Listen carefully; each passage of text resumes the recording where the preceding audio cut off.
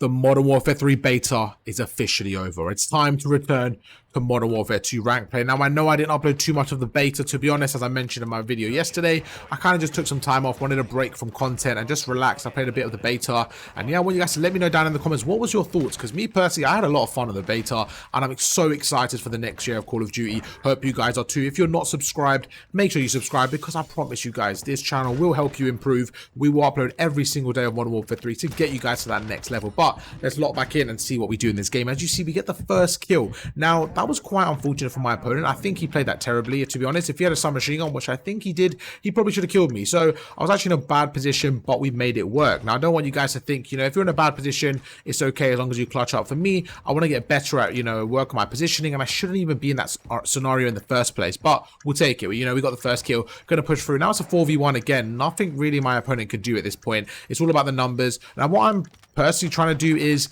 it's all about confidence, right? So if I can get this kill like I did there, it's just going to give me that little mental boost there. I'm like, okay, cool, first round I went 2-0, and I'm sure you guys feel the same way. Let me know. Okay, this is a really big thing I believe in. It might not be the best way, but it's just what I believe in.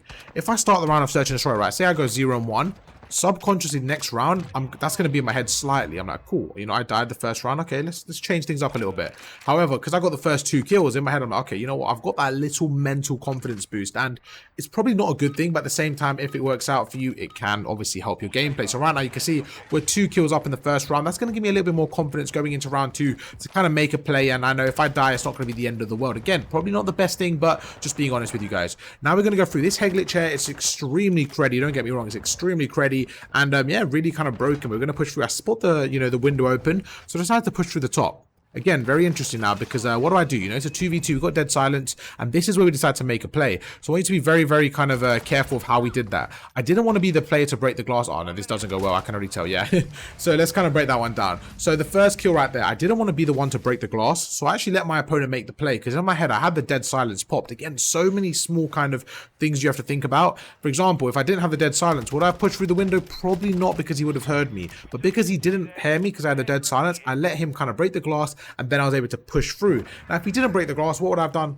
Probably chucked a grenade over, because I feel like if you chuck a grenade over, they still might not check the window, purely because, they don't see it getting shot at. But again, I don't really know, because that didn't happen. The second gunfight, the reason I went for the re-challenge is just I was hoping he wasn't going to expect it. But again, just like the first round, that probably wasn't a gunfight I needed to take. So 2 rounds in, we've had 3 gunfights, we've won 2 of them, but I probably think that we probably shouldn't have won the first one. So far, although I'm playing okay, my positioning has been slightly off. So let's try working on that in the next round. We go through. Again, extremely lucky. So that's like the common theme right now. I don't like playing with luck. I like playing on skill and positioning and stuff. And right there, I literally got sniped in the head. I don't know how I didn't die. So I'm extremely lucky. But, that's done now. We're full health. Let's see what we do. We go through. We get this guy in the corner. We take him out. Good shots. Now, this guy's the last player alive, right? So I'm going to go through. And you can see here what I'm trying to do. Again, this is all about the confidence building, right? So I spot him in the back left. I know he's going to be on my right here as I go around the corner. So with 30 seconds left, I'm very, very sure that he's not going to be able to defuse the bomb. So we go through, we try to take the fight to him, because at the same time, while I'm trying to build my confidence, right, this is so important, I'm trying to make sure his confidence is low. And if I gave him 2 or 3 free kills there, in my head, he's going to have a little bit of confidence going into the next round. I'm trying to win the mental battle and shut these guys down. So right there, if I went for the kill, played aggressive, I tried to shut him down, just so that, again, I know it's such a small thing, but you want to win the fight outside of the fight. I want them to be like, okay, I'm 0-4, I need to make a play. And you'll be surprised the way people think, man. I'm sure some of you guys think that as well. If you're like 0-2, 0-3, you're like, okay, I need to change things up. And sometimes that can definitely haunt you. Going through 3-0 up. So far, so good. Again, I'm playing a little bit kind of off the edge here. Not as cautious as I would like. A few of the positions weren't really my way, but that's okay. We go through. There's an opponent on my right here. This you got to be really careful, because this truck in front of me is a great use of a head glitch, but at the same time, if somebody chucks a nade over, I'm dead. I'm sent right to the gulag. So this we have to be incredibly careful. We go through, we spot this guy, we make him one shot, going to back off. And that's kind of what I did there. The reason I backed off was purely because of the truck. I didn't want the truck to explode. I think that was quite harsh from me. I think that was quite unlucky. But to be fair to him, he got to the angle quicker than me. And again, this game, although I'm playing okay, I just think that so many gunfights, I'm taking a second or two too long to react to. But you can see the score of the game and the reason why I'm breaking on every single gunfight. Let's go straight into the next round.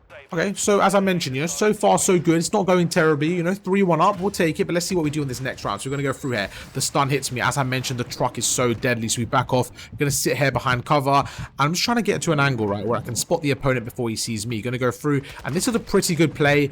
And, well, I thought it was a pretty good play, but it looks like the opponent pushed through. So what I was going to say is it was a pretty good play for me to get behind cover, but as you saw there again, just didn't quite work out. And I think this theme of this gameplay so far is positioning and pacing. To be honest, it's been a bit of a mess from me. I'm not going to lie to you guys. I'm not going to say it's been good. It's been a little bit of a mess, but that's okay. It's a part of the journey. We're about halfway through the match here. My teammates should clutch this one 2 versus 1. And I'm being kind of bailed out of this, but I'm just going to tell you guys, I get the most kills in the lobby at the end of this, right? And my main kind of thought process when I was watching this gameplay back, I was like, this would be a good YouTube video purely because I didn't play the best, but I got certain kills where I clutched up. Now, if I cleaned up those fundamentals where I think I could have, you know, how we're talking about now, if I clean up those fundamentals, I probably could have got a 15 kill game. So it's just about sometimes, even if you play well, it's about how many things you can clean up to get even better. And this is the perfect example. All right, teammates, come on, man, get this kill now. Let's move on with the round. There you go, 4-1. Let's take it to the round 7. I just realized I cannot count. It's actually round 6, but let's see what we do here. Again, mixing things up here. I'm like, cool, let me go to the top here. I don't think I've done this yet. I know they send like 3 people on the cross. They're quite aggressive on the cross. So let's see if we can try something to kind of counter it. And I forgot about the sniper, so we've got to be very careful here. We go through the left, and this is a pretty good play. So what you can see, okay, if you look at the minimap, is we're kind of just circling the opponents. We're kind of just pinching them in. We get a great shot to the guy on the top there. Go up the ladder again. I've got a pistol, so I'm using everything that I have to my advantage. And honestly, just a very flawless round. So I looked at the minimap, I let my teammates go round. As they pushed through, you saw we got a nice shot to the guy in the top building. And honestly, nothing more to say. It was a really good round. Basically perfect, basically flawless. 3 versus 1. Let's see what happens there. So again, we're going to go up the ladder. And you don't really want to give this guy any confidence, right? You want to make sure you shut him down as quick as possible. So I'm going to go with my teammate here, try to make a play, you know, watch over him, chuck a stun over, just all the basic things here. And let's see how this one plays out. Just going to watch the middle in case he's in transition. My teammate goes towards A. I probably should have been closer, but there you go. We get the kill. 5-1 up. Let's take you to hopefully the final round. So far, I don't feel like we've done anything crazy. It should be in a very, very professional performance, you know. We pushed through, we got our trades effectively. And overall, I think we've been in control of the map purely based on map positioning, clutching up. I don't think there's been a round where we haven't been able to clutch up, besides obviously that one because it is 5-1. But majority of the rounds, I feel like it's been quite even and we're able to clutch up. You see, he gets some nice shots on me. So straight away, I back off. I try to immediately back off, make sure we're watching the flank. And that's exactly what we end up doing. Just again, picking up those off angles. I'm not too worried about the kills. I'm more worried about the off angles, right? Making sure that, you know, if we get flanked, I get the easy kills. This is actually a good play right here because again, we got the dead silence. I noticed the glass was broken. So when you have dead silence, in my opinion, you always want to be making a play, especially in a game like this with sound EQ. I'm not sure how the next Call of Duty will be, but for now, we kind of know what we're working with. So with sound EQ, you always want to be making a play off dead silence purely because they can't hear you, and that is the greatest opportunity. This guy played aggressive with the SMG, and unfortunately, it was too little too late. My teammate in a 1v2 and gets taken out. Currently 6-4. My whole team is sitting on 6 kills. So what do we do in this next round? How can we approach it a bit differently?